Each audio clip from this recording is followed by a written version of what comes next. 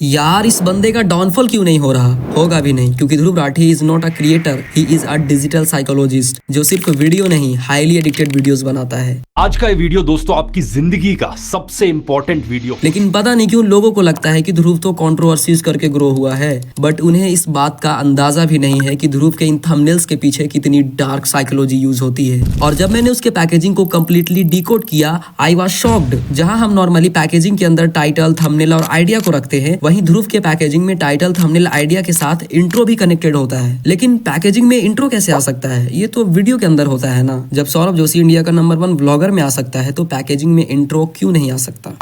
देखो, title thumbnail देखकर जब व्यूअर क्लिक करता है तो उसे सबसे पहले क्लिक कंफर्मेशन मिलना चाहिए। इसलिए टाइटल थंबनेल के साथ इंट्रो का स्ट्रॉन्ग कनेक्शन होना बहुत जरूरी है। दोनों मिलकर एक टाइप के वाइब क्रिएट करने चाहिए। और ध्रुव का पैकेजिंग जो साइकोलॉजिकल वाइब क्रिएट करता है, उसे कहते हैं परसेप्शन गैप। ये ध्रुव का सबसे डेंजरस स्ट्रैटेजी है। तुम्हें हर वीडियो का कोर मैसेज यही मिलेगा, तुम जिसे अब तक सच समझ रहे थे, रियलिटी उससे बिल्कुल अलग है। चाहे टॉपिक पॉलिटिकल हो, सोशल इश्यूज या साइंस मिस्ट्रीज से ही रिलेटेड क्यों ना हो, तुम्हें फील कराया जाता है कि तुमसे रियल ट्रूथ छुपाया गया है। और फिर ध्रुव खुद को एक गाइड की तरह प्रेजेंट करता है जो तुम्हें रियलिटी एक्सप्लेन करने वाला है। देखो, परसेप्शन गैप कोई एक लेयर नहीं है, बल्कि इसके अंदर मल्टीपल साइकोलॉजीज काम करती है, जैसे curiosity gap, pattern interrupt, intellectual superiority feelings. ये सारे लेयर्स मिलकर इसे इतना डेंजरस बना देते हैं कि ये ऑडियंस को इजिली मैनिपुलेट भी कर सकता है। नहीं, ध्रुव राठी मैनिपुलेटर नहीं है, ऐसा गलत नहीं बोलना है। ये फॉर्मूला स्पेशली एजुकेटेड और ऑलरेडी फ्रस्ट्रेटेड ऑडियंस पर बहुत स्ट्रांगली वर्क करता है, क्योंकि यही परसेप्शन गैप किसी के लिए बिलीव चैलेंजिंग का काम करता है, तो किसी के लिए बिलीव ट्रूथिंग का भी,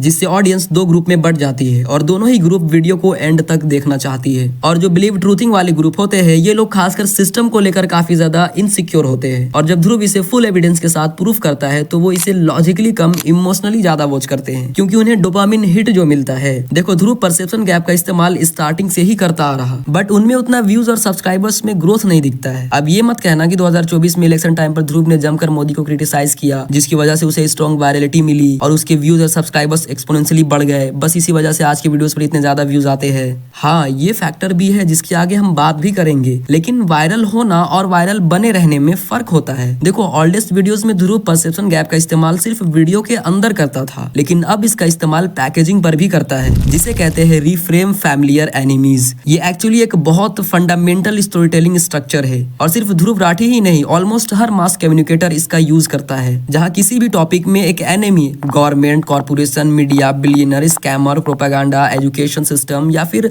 सोशल ट्रेंड होता है, और दूसरी तरफ होता है ध्रुव राठी, एक विक्टिम, जिसमें व्यूअर खुद को देखता है। व्यूअर सबकॉन्शियसली खुद को विक्टिम ग्रुप में खड़ा कर लेता है, और फिर हीरो वर्सेस विलन वाला टकराव शुरू हो जाता है। बट ये स्ट्रक्चर इतना ज्यादा इफेक्टिव क्यों है? क्योंकि इंसान का दिमाग नेचुरली कॉन्फ्लिक्ट की तरफ अट्रैक्ट होता है। कॉन्फ्लिक्ट मतलब टकराव, यानी कुछ इंपॉर्टेंट हो रहा। अगर सब कुछ नॉर्मल और पीसफुल होगा तो ब्रेन जल्दी इंटरेस्ट नहीं लेता है, लेकिन जैसे ही किसी स्टोरी में स्ट्रगल या कॉन्फ्लिक्ट आ जाए, अटेंशन इंस्टेंटली एक्टिवेट हो जाता है। इसलिए तुम्हें हर फेमस स्टोरी में एक हीरो और एक विलन मिल जाएगा, जैसे रामायण में Ram versus Ravan, superhero movies में अवेंजर्स वर्सेस थैनोस, पॉलिटिक्स में बीजेपी वर्सेस कांग्रेस जैसी फ्रेमिंग यूज की जाती है। और इसमें ब्रेन ऑटोमेटिकली एक साइड चूज कर लेता है और चाहता है कि उसी की साइड जीते। कॉन्फ्लिक्ट इमोशन क्रिएट करता है, और इमोशन ही किसी भी स्टोरी को मेमोरेबल बनाती है। और इसी फ्रेमिंग का यूज इलेक्शन टाइम पर ध्रुव ने किया था, मोदी वर्सेस ध्रुव, या कह लो आम जनता, जिसका रिजल्ट तुम्हारे सामने है। और फिलहाल एक साल से ध्रुव फिर से इसी फ्रेमिंग का अग्रेसिवली इस्तेमाल कर रहा, खासकर पैकेजिंग में। लेकिन हर टॉपिक में एनिमी कैसे लाया जा सकता है? देखो, जरूरी नहीं है कि एनिमी कोई इंसान ही हो, उसकी जगह मिस इन्फॉर्मेशन, खराब सिस्टम या कोई सोशल इशू भी हो सकता है। ये ओवरऑल तुम्हारे प्रेजेंटेशन पर डिपेंड करता है। जैसे ध्रुव सिर्फ थंबनेल और इंट्रो में एनिमी इंट्रोड्यूस करता है, जरूरी नहीं कि पूरी वीडियो में ही विलन वर्सेस हीरो करता रहे। बस तुम्हें एक बार ऑडियंस को ग्रुप में बांट देना है, बाकी ऑडियंस खुद समझदार है। ये गाली दे रहा है कोई, क्या बोल रहे हैं?